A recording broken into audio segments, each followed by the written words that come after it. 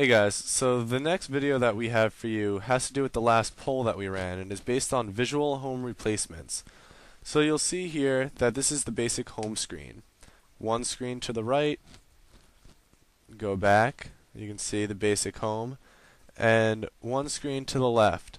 Now this is based on 2.1, and with 2.2, as you all know, there are now more home screens, but you can't really customize it.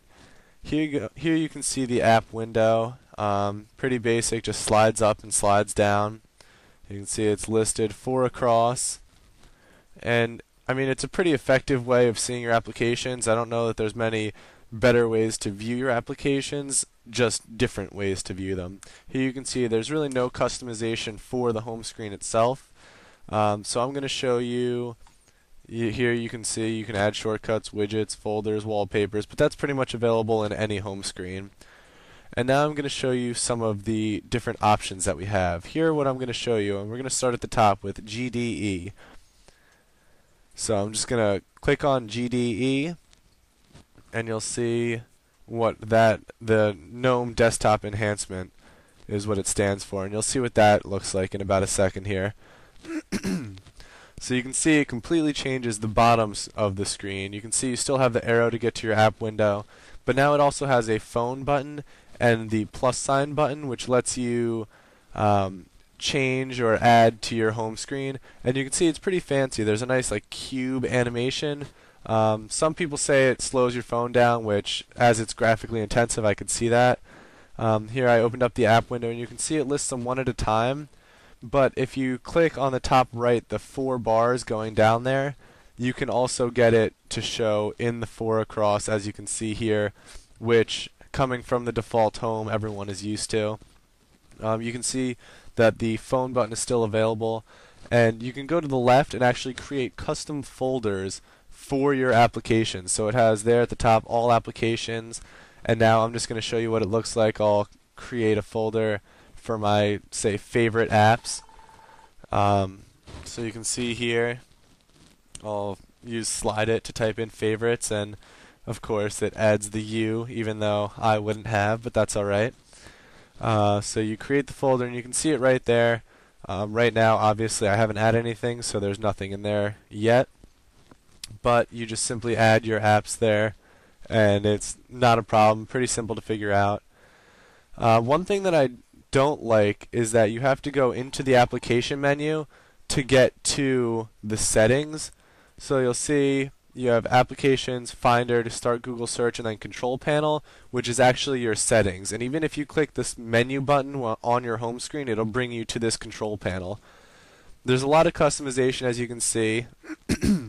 This is to customize the buttons on the bottom there, and then you can click desktop settings to change some of those.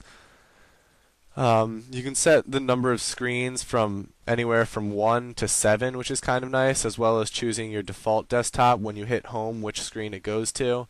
All of the replacements pretty much have that functionality though, so don't let that impress you too much.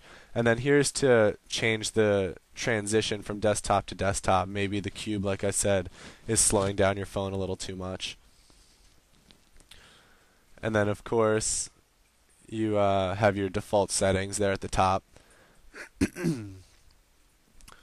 So that's pretty much all for GDE here.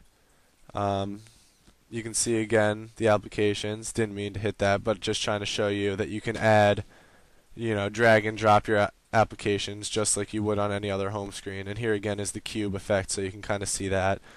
As you know, it doesn't really scroll that smoothly in the video, but in person it's a lot smoother than what is displayed there.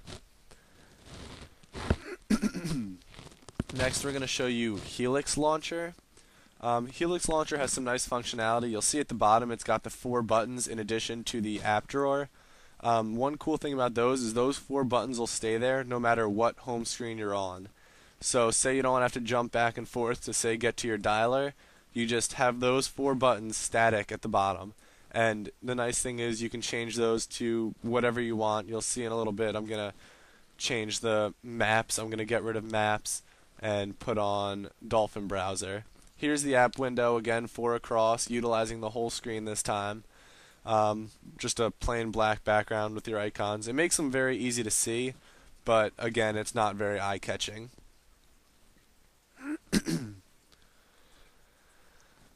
So here you can see again the home screen.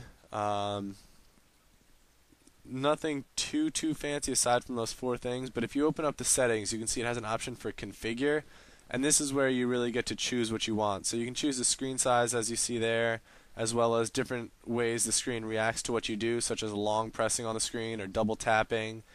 Other than that, there's not really too much customization.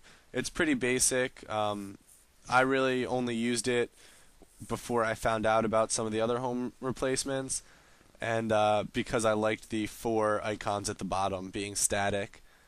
As you can see, it looks very similar to the 2.2 interface with the app drawer the way it is, right down in the middle.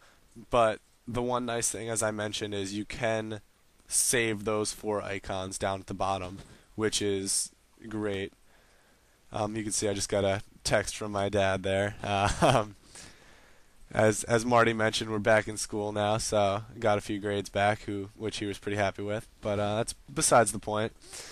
You can see next we're going to go down to Home Plus Plus, which is what I actually use now. It's my favorite. You can see it's actually set up for what I want to use. The one thing I like about this is if you like the four icons at the bottom, Home Plus Plus has a similar layout. You have the phone, browser, app window, notifications, and then just like your basic information tray, which is usually at the top and always stuck there. As you can see, the screen is not cut off. Home Plus Plus actually allows you to get rid of the top notification bar and puts most of that information at the bottom. I mean, as you can see, I have the beautiful home widget there, and it's a little redundant to have the time both in binary there and at the top in digital. Just kind of unnecessary. So you can see I changed that up. If you click the bottom, you can change it to silent mode, and you can also click the battery to see what has been using your battery the most. I know it might have been more useful to show your percentage, but that's why they have widgets like battery time light and things like that.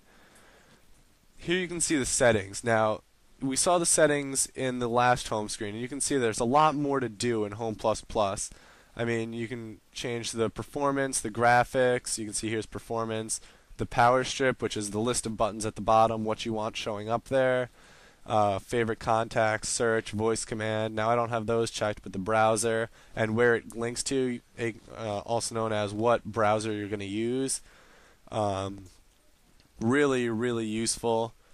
Again, here's the screen preferences. I have mine set to 5 with a default of 3, so I have 2 on either side. And that's about it for Home Plus Plus. No fancy slide transition, but once again, that's I found to be more draining than it is beneficial. And then this is the last one. As you can see, it looks very similar to Helix Launcher. This is Launcher Pro. It's got the 4 buttons, but it also has even those transition, and you can set the number of screens you have for that. Right now mine's set to 3, but since I don't use this home replacement, nothing is filled in. So you can see again, phone, contacts, messaging, browser, and then you can change the preferences here. Again, very extensive list of preferences, and this is only the free version. You can imagine that the pro version is a little faster and also has a little more settings than does the free version. Here, this is all just the default settings. I haven't changed anything here.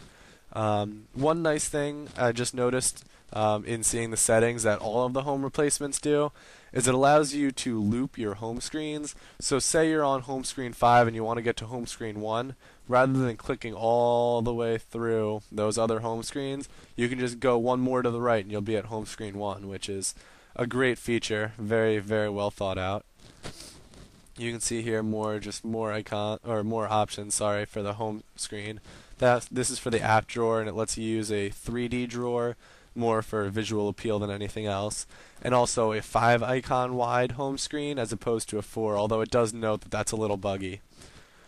You can see again this looks a lot like the 2.2 home screen we're all familiar with, or app drawer, sorry. and nothing too fancy. You can see what I was talking about at the top there with the binary clock and the digital clock. And that's about it. These are the different home screens. We hope you can find one you like. If there's any more, just send us a quick email and we'll review those too.